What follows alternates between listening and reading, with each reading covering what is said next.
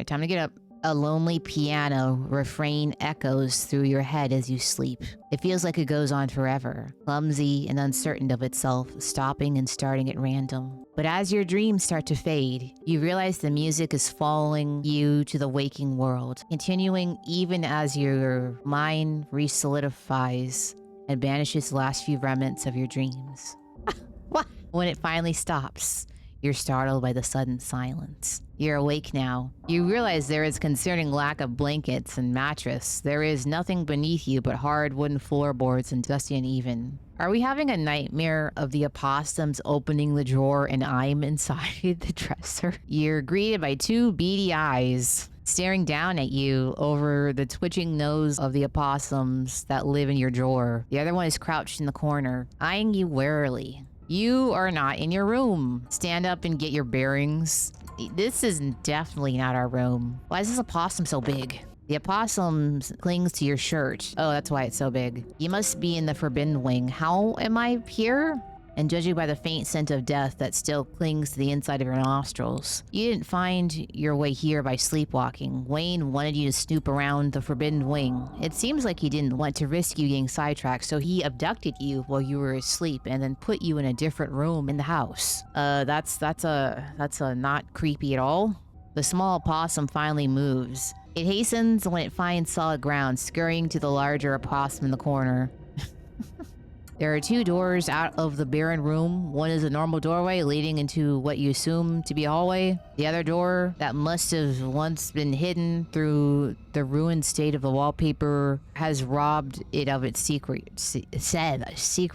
Call someone. Like, call out? You groggily pat your legs, realizing you're still in your evening attire. It would seem Wayne wasn't thoughtful enough to bring your phone from the nightstand. Damn.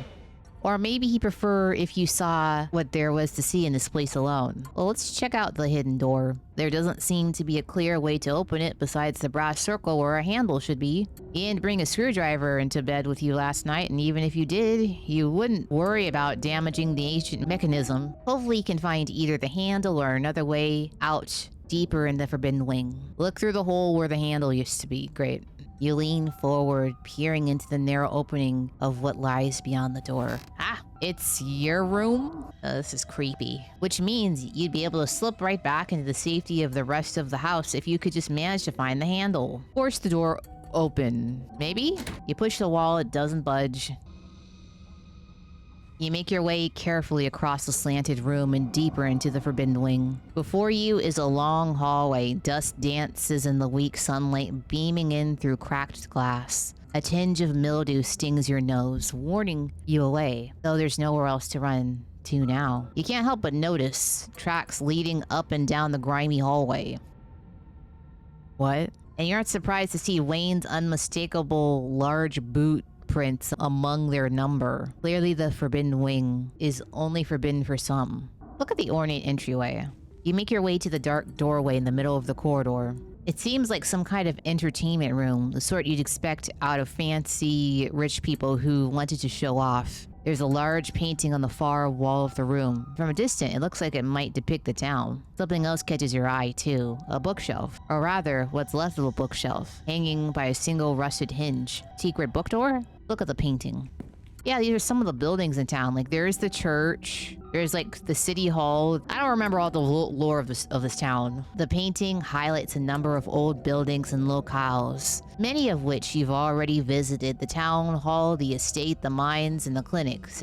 Still called a hospital at the time. And then there's somewhere you've yet to see, this historical Halloway Tremine homesteads. So the current clinic was built on top of the old hospital. The faded bronze plaque beneath it reads, "In commemoration of Enoch, Scarlet." You know, I've heard a lot of old names.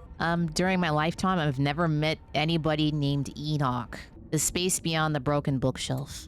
You cross the parlor, testing each careful step along the way, and duck between the collapsed shelves of the old bookshelf. Whoa, what is all this? There's so much unspoken story within this picture.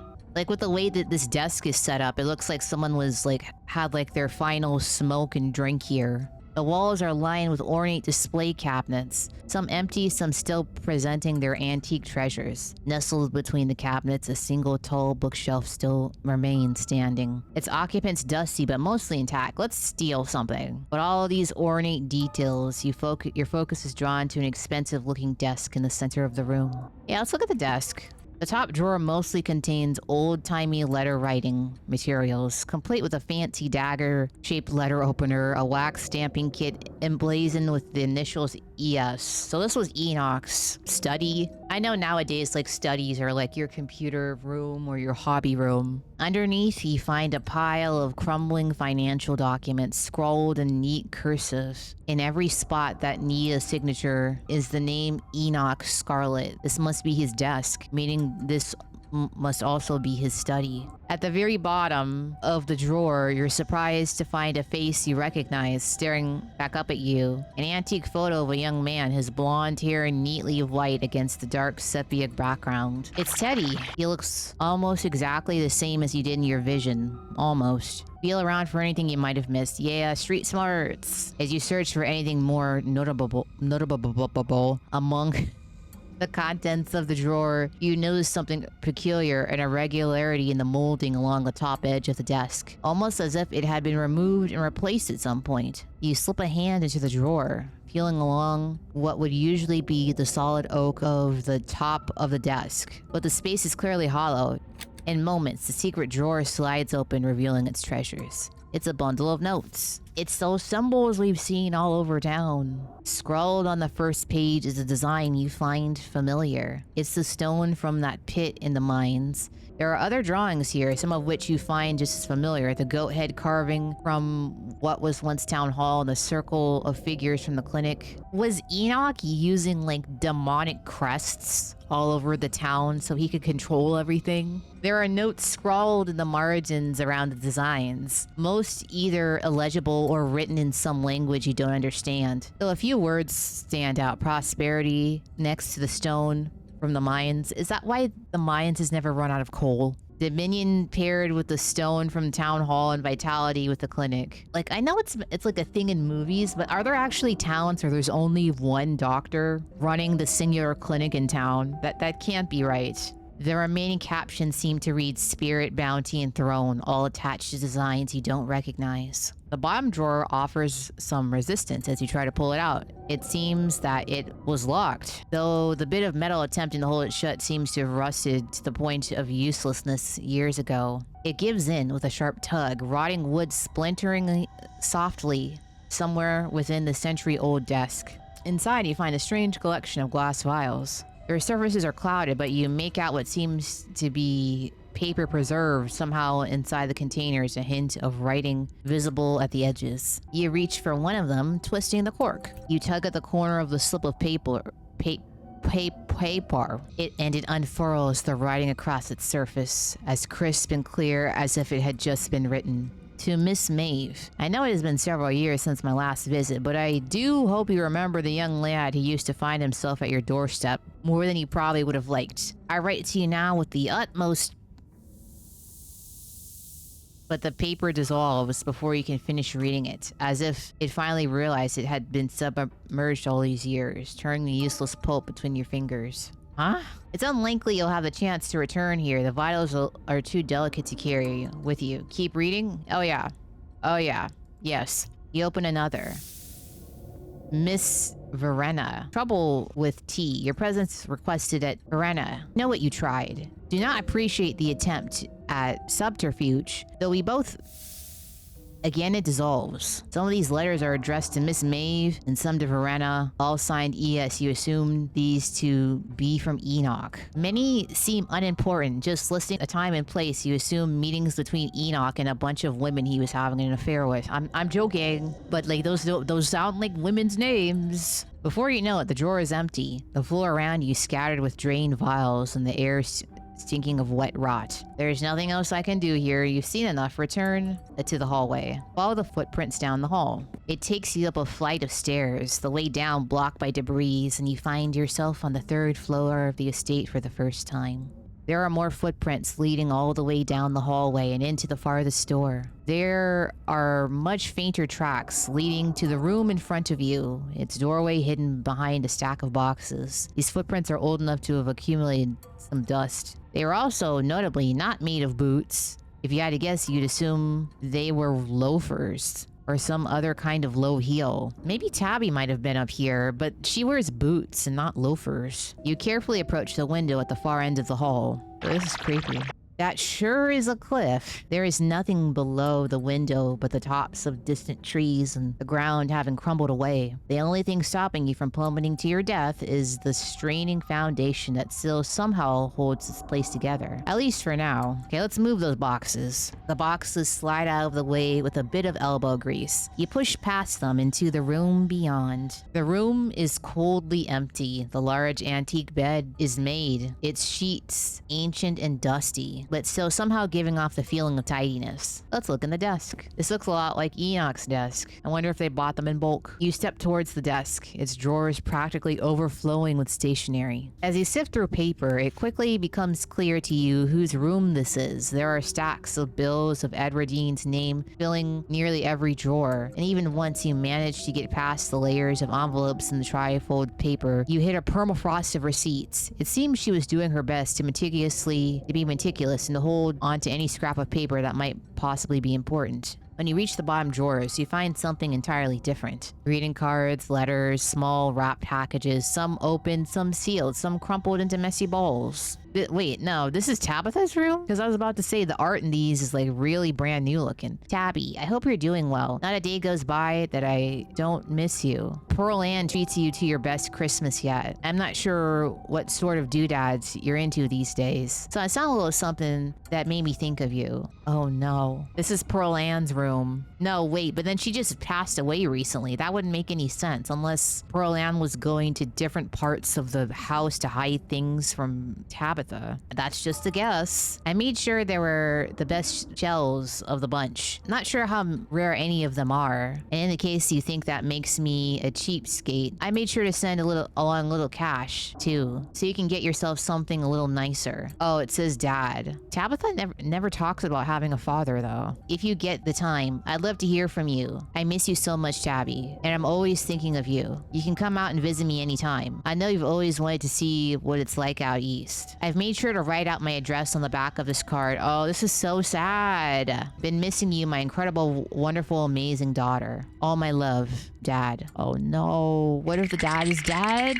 There are years and years of these. The bottom drawer is almost entirely unopened. Envelopes dated from when Tabitha would have been just a kid, all from him. You pocket a few of these cards. Good. We're gonna make sure she gets these. You make your way to the closet. It seems like Edward Dean kept things neat and orderly, or as neat and orderly as she could. You can't help but notice these dresses look strikingly like the style Tabitha wears. The only thing here besides her clothes and a shoebox shoved off to one side, you pick it up. Child-sized overalls, striped shirts, one of those little sailor suits in the 50s. Okay. Mommy, I am in here too, and I love you.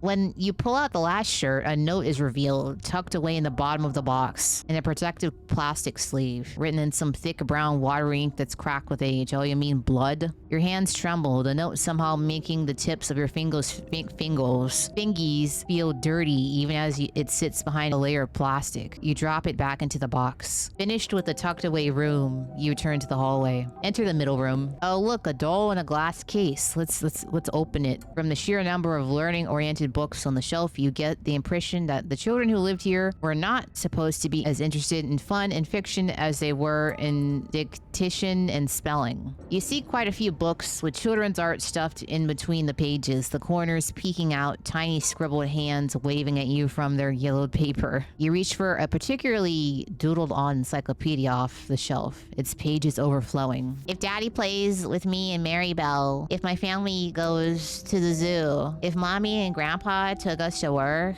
if me and Mary Bell and Mommy and Daddy and Grandpa have a picnic. All are signed with a carefully scrawled signature of Alexandra Scarlet. Now, that's pretty good for a kid. There's a strange, fantastical element to these pictures, except expressions of some reality that Alexandra could only dream of. Daddy napping, showing their father sleeping in a chair with a bottle of brown liquid.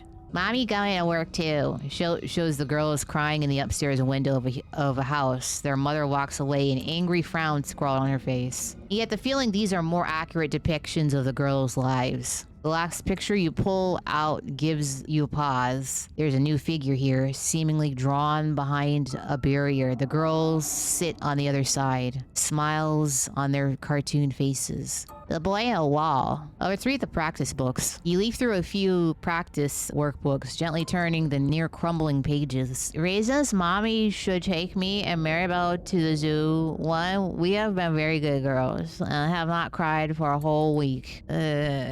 You flip through the rest of the book, your eyes unfocused as many of the practice sentences and letter copying pages flash by, but something near the back of the book gives you pause. In the section that starts with the prompt. Today Alexandra continues with talk to the boy in a wall. There he is again. Well, there's only one thing left to do. So there's already creepy stuff happening here a long ass time ago. You continue following the trail of footprints, approaching the farthest room down the hall. The door was clearly meant to be hidden, but it's been left open. Someone left it open for you. The room is starkly empty, save for a rug and a few candelabras. You cross the room and pull back the curtain. Ah! Behind it, it was almost looks like a shower, but in place of a shower head, there is a meat hook dangling from the end of a long, sturdy chain. As your eyes travel down the wall to the drain on the floor, you can just make out the rusty stains of what looks like long dried blood caked in between the tiles. There's been an effort to clean it up, but just enough was missed that it doesn't escape your attention. You continue forwards towards the door on the far side of the room. You exit into a short hallway. There are stairs here leading back down to the lower floors, but there is also another door. It's hanging ajar, the many locks and deadbolts along its edge glimmering in the weak morning light. The door frame itself is gouged and splintered, evidence that some desperate creature tried to save itself from the room beyond time and time again. In we go. You step forward. This looks like the doll in my closet. This was a prison cell. Everything about this place reeks of neglected humanity. You can't help but notice the doll from your closet sits watching you from the bed. One eyelid drooping, it adds an extra layer of menace to the already deeply unsettling room. Property of Alexandra. Your eyes are drawn to the massive almost letters dug as deep into the brick as its cell's prisoner could manage, highlighted with whatever pigments were available. And then one final detail grabs you. A metallic glint from the filthy bare mattress. A doorknob. As you take it, a sound wraps around you. The music, the tinkling of piano keys. They echo up a narrow staircase at the end of the hall. Follow the music. Yes. You've come this far. Clearly, you're meant to go just a little further. The stairs take you into what you have to assume were once a servant's quarters, a network of cramped passageways hidden way behind the expanse rooms of the estate without so much as a window for illumination. Soon enough, you see a light again, the sun creeping through the edge of a nearly hidden door. This better lead into a room and not into what I think it is. So you open the door and it just leads out into an empty space with part of the building that's just hanging off part of the cliff. Okay, I was wrong. You're at the end of another long corridor. Its high ceilings and tall windows are almost disorienting as you step out from the cramped, gloomy stairwell. You found your way to the first floor, but you've yet to confront your guide. Finish what you started and find the piano player. Of course, the musician plays on as you move cautiously through the dark. Hey, Wayne. The flow of notes finally stop as you reach an open doorway to what was once a music room. Wayne stands from the bench of a battered grand piano, turning to face you. So you've seen it, Violet. What are you? What is happening? Give me some damn answers. He makes his way down the tilted floor toward you. A breeze passes by him, carrying with it the smell from the wound that is his body. I hope you enjoyed the show. If you aren't careful and you put faith in the wrong people, things could go very, very wrong for you. I just want to talk. Please don't hurt me. What's with the dramatics? Isn't this all a little theatrical? There were things you need to see, and I doubt you would have been interested in a private guided tour. Not when I'm the one who would have been giving it. You're not telling me everything, are you? You want to be someone else's puppet, Violet? I can guide you to where you need to be, but it's up to you to open your eyes. The witch holds some of the final pieces. Find her, pry them from her hands, and then everything should start falling into place. You have no idea who he could be talking about. We do know. I don't know who you're talking about, but I do. It's that the witch is the old lady who runs the general store, right? I don't remember her name. Sybil. There we go. You'll remember when you need to. That's the way it always works, doesn't it? Well, what's with the doll in that room? She liked it, so I liked it too. It was nice to see it again after so many years. Did you need to carry me off in my sleep? Wayne twitches almost imperceptibly before answering. A moment of weakness. I wasn't patient, so I literally had to carry you to get this story going. Are you planning on keeping me up here? I only hope we could talk. I won't force you to stay. Does Tabitha know about all this? Of course. Why do you think she invited you here? No, I see what you're doing. You're trying to make me doubt her. It won't work. I've given you a glimpse into one of your possible futures. Whether you choose to believe me or not, it's up to you. Who lived in the last room? Wayne cocks his head almost playfully. I did. I've been in that room a long time. So you're a ghost. Though my being free now is meaningless in the grand scheme of things, the town itself is enough of a prison that I might as well be stuck behind that door. What do you mean that the town is a prison? I can't leave, and no one really can. They've all bought homes here, their jobs are here. Why would they ever want to leave? As it stands now, Scarlet Hollow doesn't like letting go of its prisoners. They may be able to cross the town line, but not without paying a price, like Uzumaki, written by the infamous Junji Ito. That can be changed, though. It wasn't always this way, and it was never meant to be. We can put an end to it.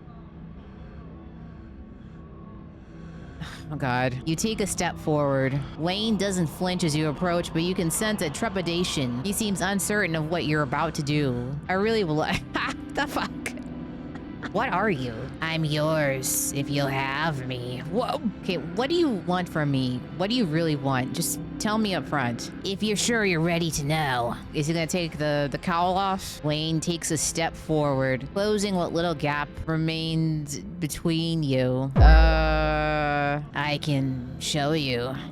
Give you a taste of what we could be, or of what I could offer you. Okay, where are we going with this? Will this make me fall apart like you? No, you don't have to worry about this happening to you. Not if we do things right. But a fleeting moment with you will be bliss for us. No pain, no lingering aftermath, but pleasure. Okay. Wayne stares down at you, bright eyes shining through the veil that flutters slightly with each breath. Oh, he has a face. I didn't think he did. You can see it more clearly. His other hand reaches towards your throat. He rests his palm on the nape of your neck. It's warmer than it's expected. Oh, calloused and cracked. His fingers strong as they tighten around you. What is happening? There's a sudden sharp pain, as if you've been struck with a pin, and the unsettling feeling of something squirming. You can't help but try to jerk away from him. As the squirming slithers its way up your throat, his fingers grip tighter. Then it stops, and a pleasant numbness starts to spread out from the base of your skull, flowing down your spine, enveloping you in a wave of bone-deep serenity. Your surroundings become unfocused, vision swimming as your head lolls to the side, hair standing on end in a full-body shiver as intense pleasure sweeps across your skin. Okay, you're vaguely unaware that your legs have collapsed from under you. Wayne holds you up, and one of his arms curling around your waist, pressing you against him as you lose feeling yourself in the sensation. Then it's over. Think of that as a kiss. Yay? Before you have the chance to respond, he's gone, slipping back into the shadows. And he didn't even buy me a meal. You make your way back to where you woke up and slot in the handle to the secret door on the wall. It twists and the door pulls back, and you stumble through your closet back into your bedroom. The estate has gotten to you. After the events of this morning, your body burns with a ferocious itch to leave this place behind. To be anywhere but here. Damn, that was the whole opening sequence. That was a lot. lot. You leave in a haze, mindlessly grabbing clothes and an uncharged phone, barely even noticing your surroundings as you rush outside. Even the lingering afterglow of your entanglement with Wayne can't fill the sinking pit dug into your stomach, but the suggestion that Tabitha has not only known about all of this, but that she, in some way, a willing participant in your family's crimes. Not only that, but she has designs for you. But it must be true. You've had a glimpse of the brilliant colors of Wayne's soul. Something that beautiful, that expansive couldn't lie to you. It wouldn't lie to you.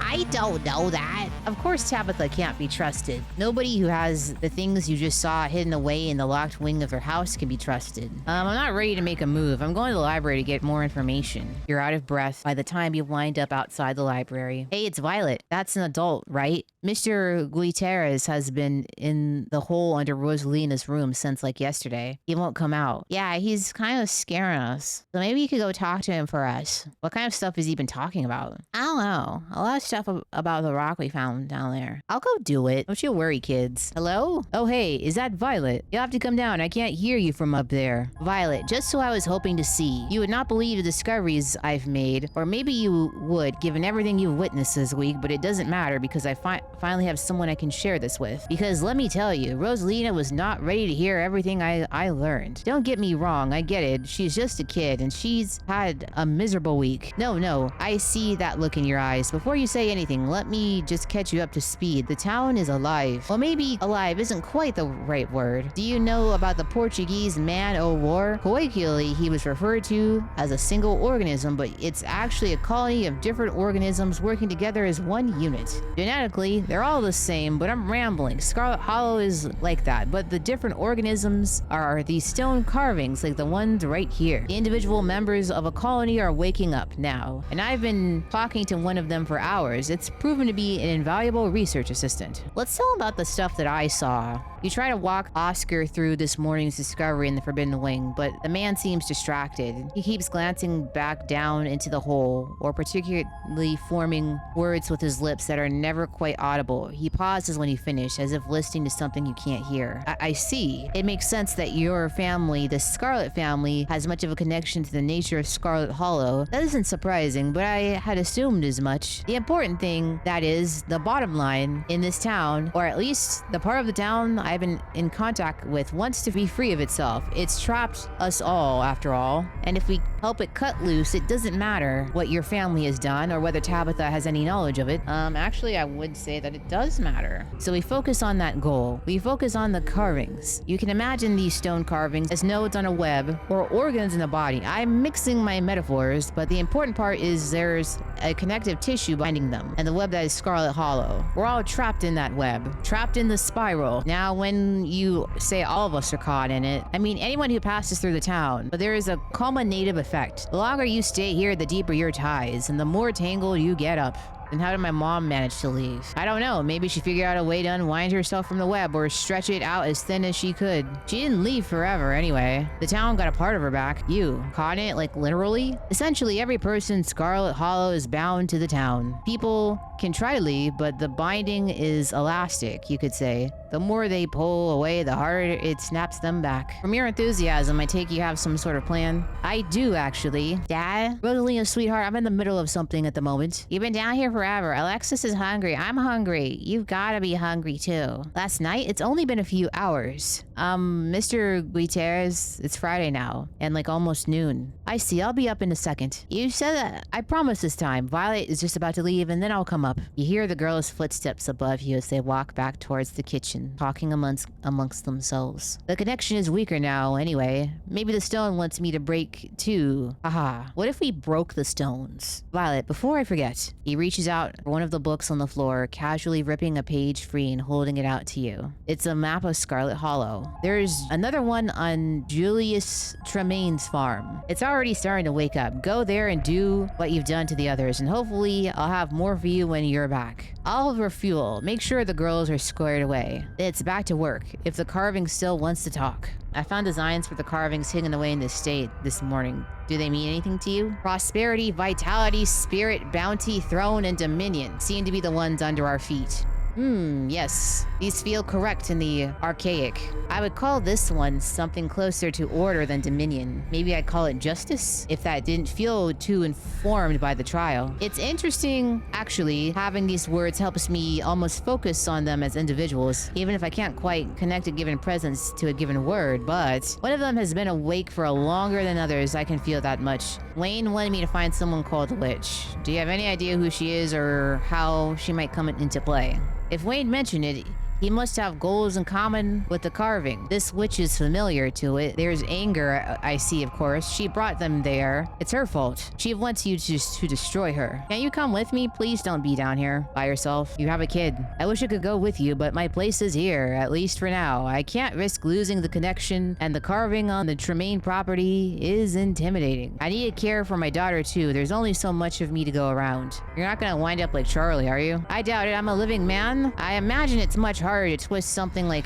me than, say, the remnants of a shattered mind, not tied to a physical body. So long as no one is planning on murdering me, I'm sure I can handle a little communication with unfathomable beings. What if I don't want to go there? I can't force you to do anything, and I don't think the carving can, but it's that or accept your doom. Though at the end of the day, while the hauler's web is large, it's still too small to ever get very far away from where it wants you to be. You've done enough, Oscar. Take care of yourself and your family, and I'll handle the rest of this. Yes, I've been down here a long time, haven't I? I'll rinse off, cook for Rosalina and myself, and I should probably eat too. You and Oscar climb out of the basement together. You attempt to say parting words, but he quickly ushers you out the door, clearly already eager for the chance to return to his rock. You exit the library and find yourself on the main street with a map to Julius Tremaine's homestead in hand. Where could you possibly turn to next? I'm getting the hell out of this place, even if I need to walk. What if I just left right now? Let's try to leave. You've seen everything a sane person could possibly want to see in Scarlet Hollow. It's time for you to leave. Who knows how long it'll take on foot, but every road leads somewhere, right? And a road isn't here. If you're fortunate, you'll cross paths with a car willing to pick you up sooner rather than later. You aren't spending another second in this godforsaken town. You start down the road and you don't stop. Past Main Street, past the library where your cousin gave up so much of her life for reasons that are currently beyond your understanding. But those reasons aren't your problem anymore. Past the bus stop and the gas station on the edge of town, one foot in front of the other. Hey, Miles stops you before you're able to leave town, doing his best to hide that he's out of breath. He must have been running to catch up. Violet, wait, I have to talk to you. There's something going on, but I can't remember what. It has to do with Sybil and somebody else, and that somebody else feels really important. Why do you call your mom by her name? And I feel like I don't remember. If I don't remember before it's too late, somebody's gonna... Never mind, this was stupid. It just sounds crazy. This isn't my problem. Getting out of here, leave. Whatever. I should have kept my mouth shut. Forget I ever said anything. Get lost in the woods or whatever the hell you're about to do. He scoffs, glancing to the side, clearly trying to hide the glimmer of tears in his eyes. I'm probably gonna save Scum, because I get the feeling this town's not gonna let me leave. But that's none of your business. He sulks away and you turn your back on Scarlet Hollow, hopefully for good. Just like before, one foot in front of the other. You spend days waiting for someone else to help you get out of the situation. You'll find another town soon enough, and eventually you'll be on a bus, and then you'll be back home, away from whatever the hell Scarlet Hollow had in store for you. If Tabitha even tries to call you again, you'll let it go to voicemail. There's a sound in the brush by the road. Oh, not these things again. Oh, you can hear more in the woods off to either side. Their awful whispers start to fill the air. I just want to go home. Please let me through. Ugh. But your words do little to stifle the curiosity of the creatures approaching you. You turn to flee, too late as you feel a sting in your lower leg. One of them got close enough to bite. So much for harmless to people. Your calf goes numb, so you don't feel the next one insert its awful little stinger into you, nor do you feel the egg. You're sure they've slipped under your skin. The numbness spreads up your thigh, static where you used to be. You follow the ground, they swarm you. This is what they do to animals when they corner in the woods. They're turning you into meat. Did I die? This is the end of your playthrough of episode 5, but it might not be the end of your end of you. Well, I died. Let's go confront Tabby. Let's do it right now. You stumble down the road, your panic thoughts directing themselves like a pointed arrow towards your destination. Things will make sense again just as soon as you get to where you're going. There's nothing here to stop you from seeing your cousin. Here you are, outside your cousin's office. The only thing left to do is go inside. You walk up to Tabitha's trailer and knock on the door. You wait for a moment. What is it? Come in. You enter your cousin's office, your eyes still wide, your body uncomfortably shaking from this morning's revelations. So what made you decide to come bother me today? Tabitha's gaze rises from her weapon, settling on your face. Her eyes practically burn into you. Hey, what's wrong? What's happened? Did somebody mess with you? You don't have to tell her everything. Maybe it's best to keep the details of what you know and what you've seen private. I've been doing some research on our family. There's some things we need to talk about. I know this has been a long time coming. I don't like your tone, but okay. If you have something to say, you're already here, standing in my office. Clearly, I can't stop you. Let's start off soft. I found these letters from your dad stashed away in a drawer. This isn't funny, Violet. My dad has never and would never send me anything. Not that it's any of your business anyway. He didn't abandon you, Tabitha. Someone, I assume Perlan, hid this from you. You slide the cards you took from Edward Dean's office across Tabitha's desk. Her consternation fades as she reads through them, her brow knitting, her knuckles growing white where they grip the barrel of the gun. He wanted me to visit. There is a glimmer in Tabitha's eye, just for a second, but she blinks it away, anger flooding back in. This doesn't mean anything. Perlan knew him better than I ever did, and she never had a good word to say about him. Not one. It's easy to send letters once a year, easy to write little notes and stupid kitschy cards to someone you don't know, pretending it's someone you care about. But he didn't come back, did he? Perlan was protecting me. She knew what he was really like. What if she didn't know better? What if he's still out there? What if he wants to see you? We could find him after the funeral. Yeah, we could find him. Why? Why are you doing this? I haven't thought about him in so long. I was over it. Tabitha sighs, her eyes wandering up to the ceiling away from the cards and their saccharine birthday wishes. After the funeral. Is that what you said? Maybe after. Anyways, is that why you came here? To show me this and see if I cry? Is that it? No, we have a whole lot of other stuff. I found our family medical records yesterday. Andrew Charles Scarlet was a stillbirth and Grandma Eddie only had daughters after, yet she had young boys' clothes in her closet and a note. Mommy, I am in here too, and I love you. Wait a minute, where do you find that stuff? Do you go in the Forbidden Wing? The one that's forbidden? Did you fall through the floor and die and get tetanus? Jesus, I can't trust you alone for 2 seconds. Whatever. That's weird and freaky, but it's just old stuff of hers. And she's not around to defend herself or give us what I am sure is a perfectly reasonable explanation for that. The records say Teddy died in the mine collapse, but a vision showed me that he lived. And it's not like they even recovered a body. Almost none of the miners were recovered. They were buried under tons of rock and it just wasn't feasible. And people took advantage of that. There was a guy who briefly showed up claiming to be Teddy, but he was a grifter. He got chased out shortly after that. There is a cell, Tabitha, in the Forbidden Wing. Your cousin visibly bristles, even though she doesn't say a word, but it's clear she knows about the cell. Don't lie to me, Tabitha. I'm street smart, so you can't lie to me. I can tell you know the room I'm talking about. Okay, yes, I do. See, I'm admitting it. But I imagine you found some dungeon in the ancient ruins of a castle and decided to go to whoever the current caretaker might be, like it's their problem. You're coming to me arguing about something that might as well be a museum piece. Haven't I already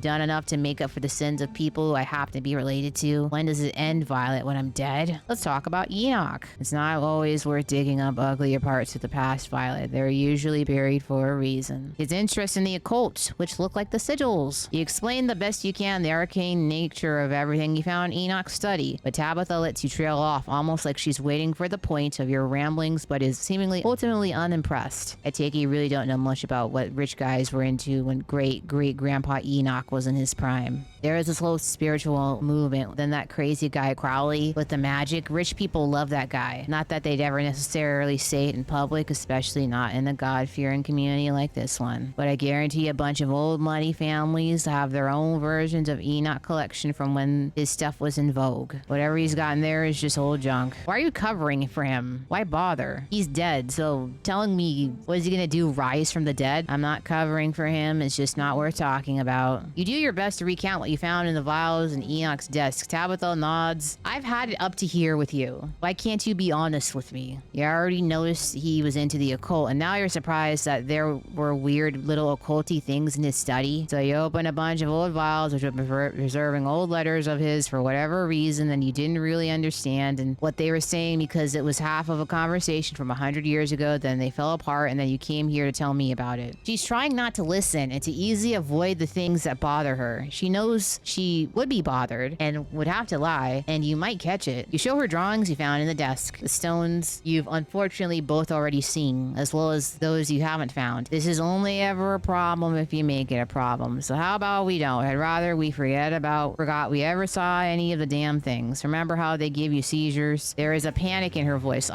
You do care. I have a reason to believe Teddy didn't die in the mine collapse. I think he was kept in the estate. All right, so you found a family secret. Yes, Teddy survived. But back then, people weren't nice about, what was the word these days? Disabled as they are now, just a product of the time. So they kept him locked up. You know what? I'm done. Stop talking around whatever it is you really think. If you think I'm a bad person, say it. If you hate me now, say it. If you wish you'd never come here, say it. I don't hate you. I don't. Despite everything, I want to help you. I saw those moments where you were happy and smiling. I don't hate you, Tabitha. And why barge into my office like this? If I didn't do anything wrong, why does it feel like you're trying to accuse me of something? I think there's nothing that you wouldn't do to keep this shithole of a town going, even if it's just stuck on life support forever. And that terrifies me. This shithole is our legacy, Violet. It's people's homes. It's their whole lives, generations of memories. But I shouldn't expect you to care about that. Not with your history. Not when you're a direct descendant of someone who ran away when things got hard. Skipping out on responsibility when this town needs her the most. Tabitha waves her hand, motioning desperately for everything to stop. Our family has done terrible things, Violet. Is that what you wanted to say to me? Is that what you wanted me to admit? Fine, I admit it. But I'm a part of that family you hate so much. And those terrible reasons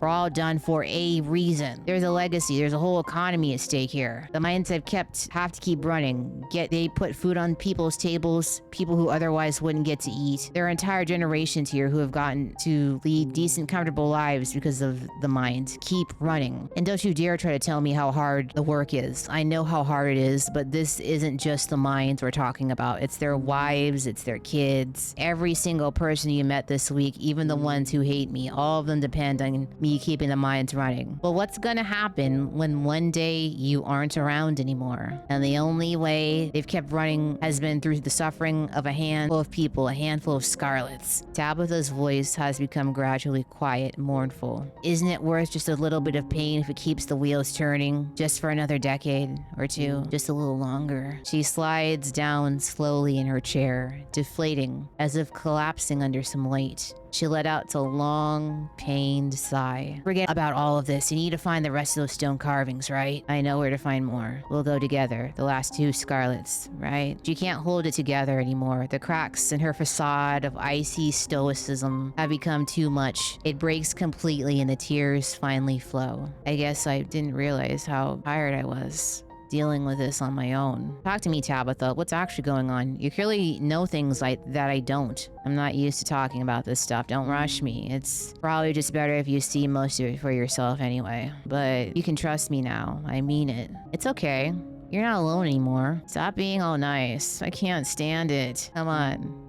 We're going. You leave your cousin's office together. Her usual tense posture has melted into furtive exhaustion. The look of a cornered animal at the end of a hunt, ready to strike out and defend herself with all she has. She leads you to her car, and you slide into the passenger seat. The two of you ride in silence, past the gates of the mine, past Main Street with all its shuttered businesses, and all the way out to the edge of town, to wherever it is that your cousin has chosen to take you. Going to the farm. Reese's mom is here. A tingling at the back of your skull. An urgency, almost like a hand pressing you gently forward, with the threat that it might become more forceful if you don't comply. Shit.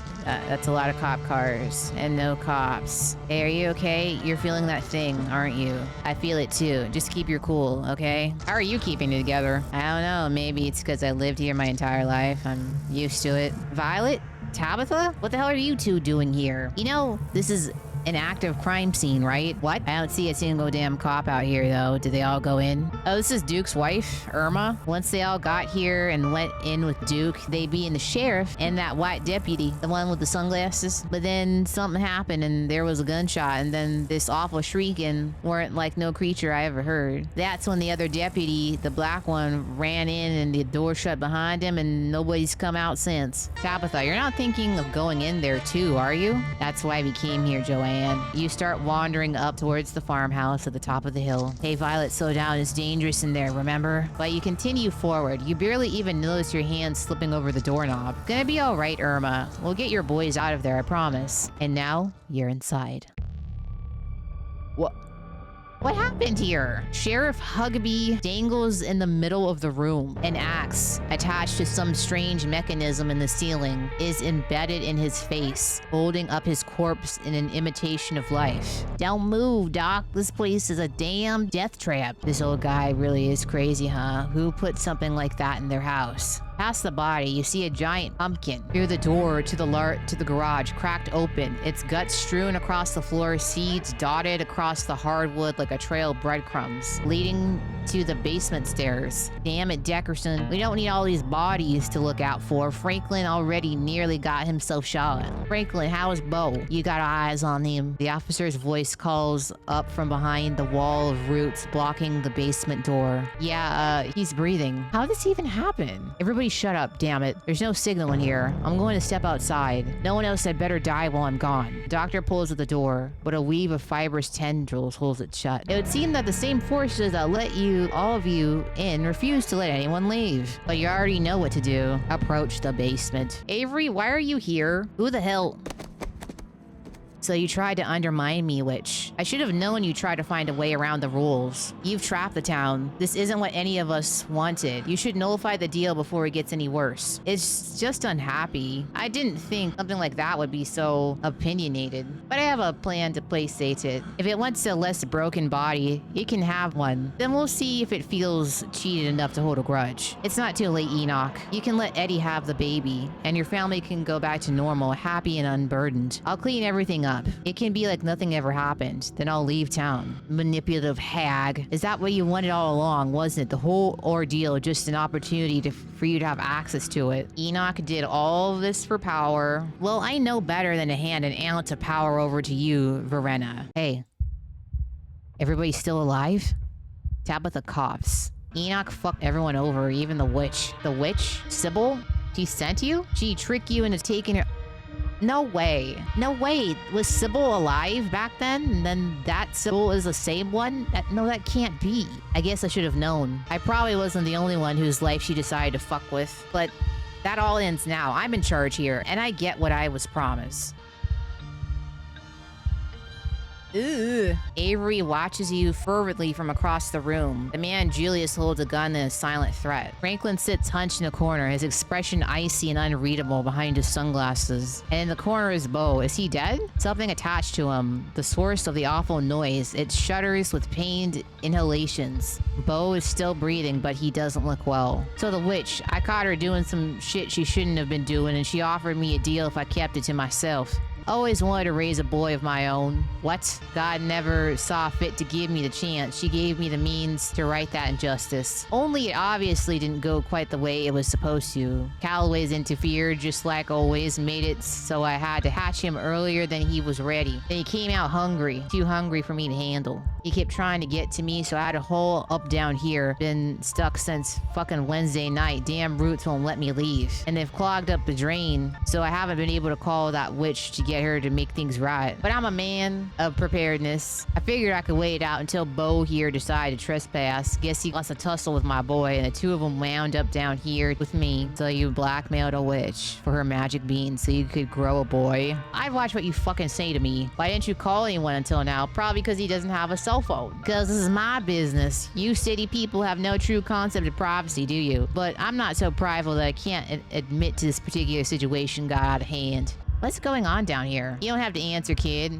I don't need my business explained to every stranger who decides to pay me a visit. It's okay. Violet has been through a lot of stuff like this lately. She must be an expert at this point. So Julius hatched a baby out of a pumpkin because that would totally work, and not having the baby a normal way. You probably saw it upstairs. Then he was stuck in the basement for a couple of days while it was upstairs crawling around looking for food. Then unfortunately Bo showed up.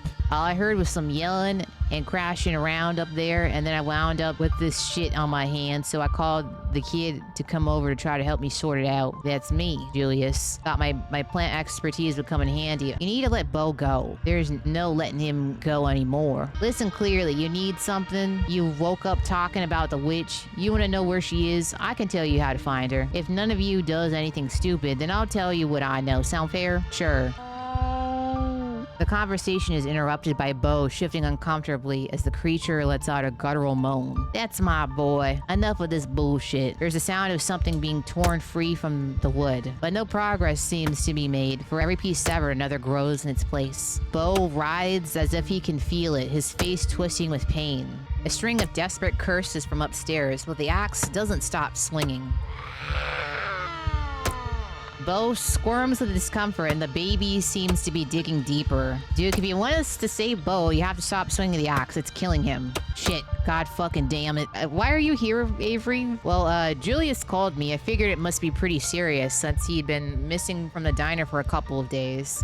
So I came right away. This kid knows about plants, and my boy is still technically a plant, so of course I called. I figured there was some solution, like, I don't know, giving the boy some less alive fertilizer. Hey, why did you really call Avery? How would they even know how to deal with something like this? None of your fucking business. What if I want to know? Fine, you were always so polite, served coffee with a smile, no complaints, saved the corner booth for me the way I like it. It just felt like you spared more than a passing thought my way, and that counts for a lot when you're somebody like me who doesn't talk to nobody. Never should have called you up here. This is a family issue, should have been solved within the family. But you didn't call family to help. You called me. Kid, don't bother. That man heaves a sigh, heavy with finality. Look at him. It ain't right. This ain't how a person is meant to be brought into the world. I should have known better than the first time that damn witch told me to bleed for it. That's not how God meant for things to be made. It's no wonder what came out of it was some kind of demon. It might not be.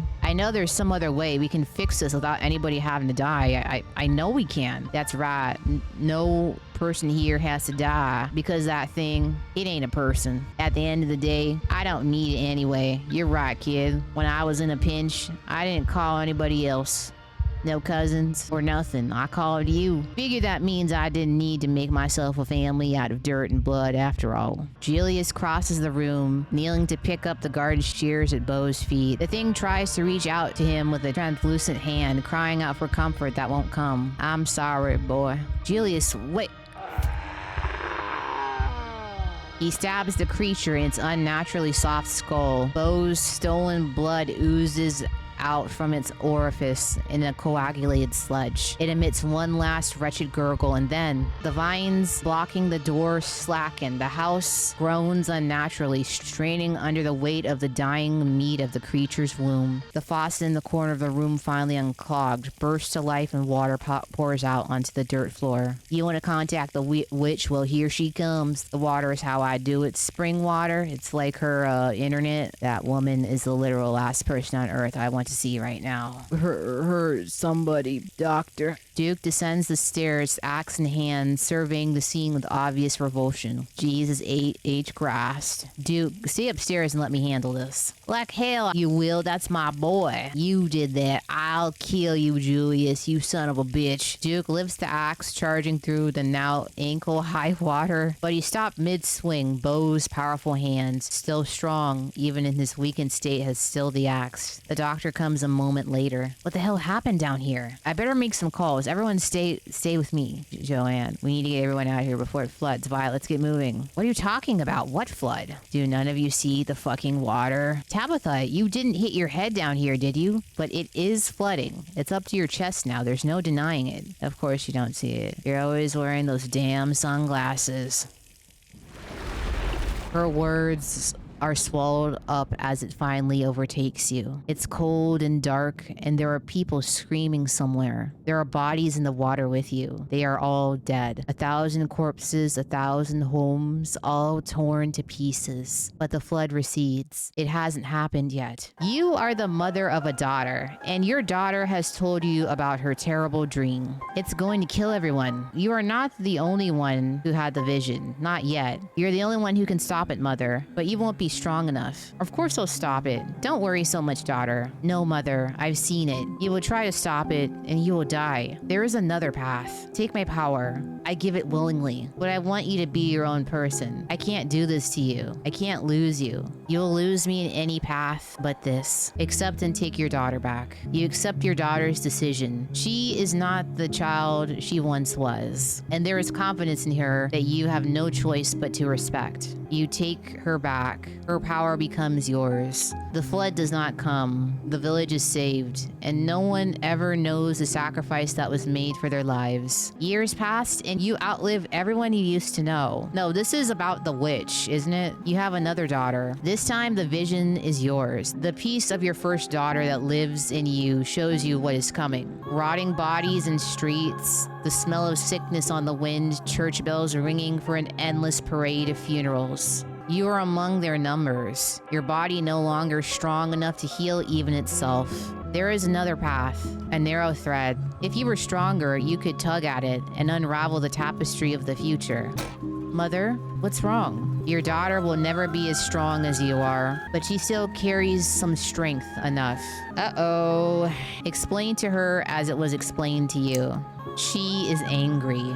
Even as you try to explain that she will be a part of you, that she won't die, but she will die. She cries and cries, and she tries to run away from you. I'll let her go. Your daughter leaves you. You resign yourself to the future. She is one of the first to die, and she died anyways. The streets flood with disease, and bodies are buried, then burned. You do not let your daughter run from you. No plague comes. Okay, so if she takes the daughter, it prevents a tragedy from happening.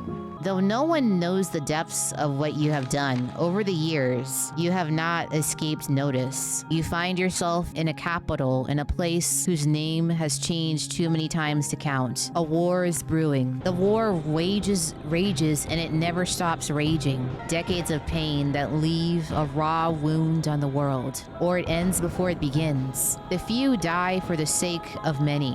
You call your daughter to you. You raise them differently these days. The disquiet left by the reluctant daughter taught you a permanent lesson. They don't need convincing anymore. They are ready to return to you whenever you need them. Take her back and stop the war before it starts. The daughter joins her sisters easily, as she has been trained to do. A small rebellion is crushed before it becomes a revolution. The people in power are happy.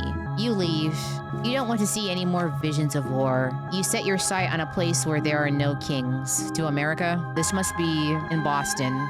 And yet, even an ocean away, power finds you. A man with aspirations. The hunger in him senses the power in you. And for a time, you humor him, and you have a daughter with him. You don't see a future where he grows more powerful than you can imagine. Not until the vision comes. Ugh. A war like none the world has witnessed. A man who sits on a throne where none was meant to be. The very ocean stained red by his influence.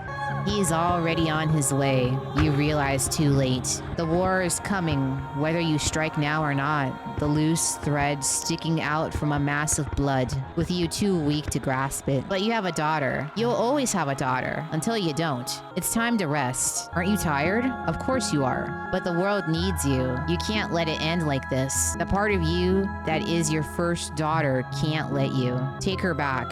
Erase the man before his name can mean anything. She joins her sisters, as is her destiny, and you remove him from the world. The hole where he was is filled by lesser men, none who remember whose shoes they're stepping into. Blood is spilled, less blood, but you still feel every drop.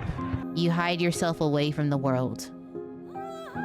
You and your daughter, until one day when you are shown a dark pit. Splintering wood, debris trapping everyone inside. Bodies burning as the very rock catches fire. You know the choice that lies in front of you. Not this time. You take your daughter's hand and you look her in the eyes. They're green like yours. You don't want to do it this time. You stare out over the hills together as a plume of smoke rises into the air, but you can't hear the screams from here. Then the man comes, and with him a vision.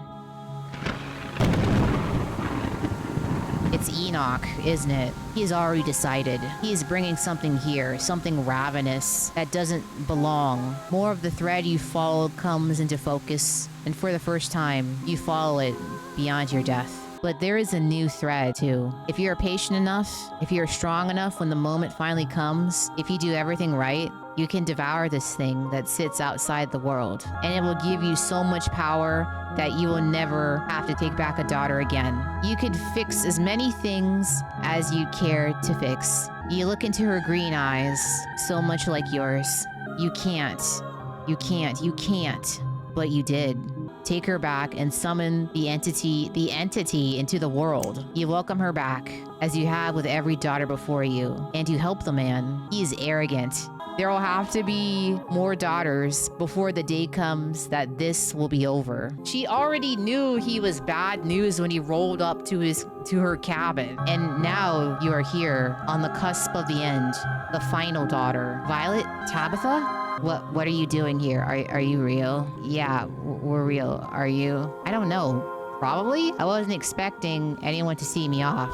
I especially wasn't expecting the two of you. So that means you've made up my mind, yeah. Don't try to talk me out of it. It won't work. What decision? Kanika's trying to sacrifice herself because her mom said so. It's not just because she said so. I mean, you saw the whole vision, right? Generations of people are going to suffer if you don't help her. And you know this is all true because she said so. But she's not lying. I know she's not. The same way she wasn't lying your whole life about her being some kind of immortal witch. Whatever. Like, your family didn't keep secrets. At least mine are cool. Kanika. No. What exactly is she trying to prevent? Do you even know? That thing that Enoch brought, whatever it is breaking out and causing havoc? You mean the insatiable greed of man? How do we know any of that really happened? It happened, Violet. Which means that if I don't go through with this, I'll know everything my mom could have stopped will be my fault. It's not your fault. I forgot you. I can't believe it. All day, it's like you just didn't exist. Yeah, it's a part of all this. Soon enough, you can go back to forgetting, and it'll be like all this never happened. You won't even know to be upset about it. Don't you have dreams and ambitions and stuff? You really think none of those matter just because it said so? Where is this coming from? I thought you hated me. No, Kanika, I have respect for you. You stick to your guns. You're the one who hates me. I don't hate you. Hey, no. Quiet, dear. You already know the right answer, remember? You're right. All of this needs to end. I know what I have to do. Do you know what I see when I look at Scarlet Hollow? I don't care. I see the remains of a long dead thing. Hollowed out mountains where hollowed out people work to scrape the last few crumbs of death from dried up streams, hoping to animate the corpse of this town for long enough that they can see tomorrow. And don't you think you're just another one of those hollowed out husks, Sybil? We can add Pearl-Ann's sharp wit to a long list of things you inherited from her. Didn't you hear me, Sybil? I'm done with all of that. You do best to listen before your stubbornness gets somebody killed. Oh, other than your own daughter, you mean? Yes, Tabitha. I'm talking about so many more people than my daughter. Do you think I want to do this to her? Kanika can't save you on her own, but I can. I don't need saving. Why should I trust you after everything that just happened with Julius? Oh, the baby? The one he was supposed to keep incubating until the pumpkin had shriveled in the field? I gave clear instructions. It isn't my fault that the Callaways decided it was their property, or that he decided to hash it while it was still hungry. And what about this bargain? What rules will I be agreeing to? This isn't a bargain. I was always going to help you out. After all, I intend to break the structures that have been holding everyone in place. I have no interest in building a new prison. Let me be free to have a future, Violet. I don't give a damn about your future. You've lived for too long, old lady. Tabitha, you've gotten real quiet. It didn't take much to extinguish a little spark of hers, did it? She just needed to be reminded that she still had thing she wouldn't like to lose. Fuck you, Sybil. My daughter is one person, and she won't die in the traditional sense of the word. She'll be here with me and her sisters. It'll be gentle, like stepping into a pool. All these lingering threads left by your decisions can still be mended if you let her help me. Kanika's memory will be but a passing breeze. There won't be anyone to hurt her from loss. Even you'll forget her as soon as she's gone. The burden of remembering her is mine and mine alone. What should we do? I don't know anymore. No, I won't give up. You reach forward, grabbing Kanika by the arm, doing your best to wrench her free from her mother's grasp. But she's made up her mind. Her wrists limp in your grasp, her eyes drifting away to some far-off place. You pull as hard as you can, expending more effort on this action than you have on any one movement in your life. Violet, just let me go. Tabitha, her body ravaged by Charlie's curse, watches, unable to act as you struggle to hold on. You can feel your body tearing from the effort, but you hold the best you can, even as her hand slips through your fingers. But sparks flood Kanika's eyes at the sight of your effort. There we go. Her hand grasps your forearm with vigor. Let me go. I don't want to do this anymore. Violet, do it. Save her. You don't know what you're doing. Kanika, please, you understand. You understand how important this is. I only understand what you wanted me to understand. You didn't let me think any differently. Well, I'm thinking differently now. I'm getting the hell out of here and I'm taking everyone else with me. Oh, yes. At her declaration, the dream around you starts to waver. It's losing its shape. The world shifts nauseatingly around you, Kanika and Tabitha. You feel like you're being buoyed upwards, ascending, reality rushing to meet you until finally you surface. Where are we? You're outside, it's raining. You have no idea where you are. Tulip? Janie?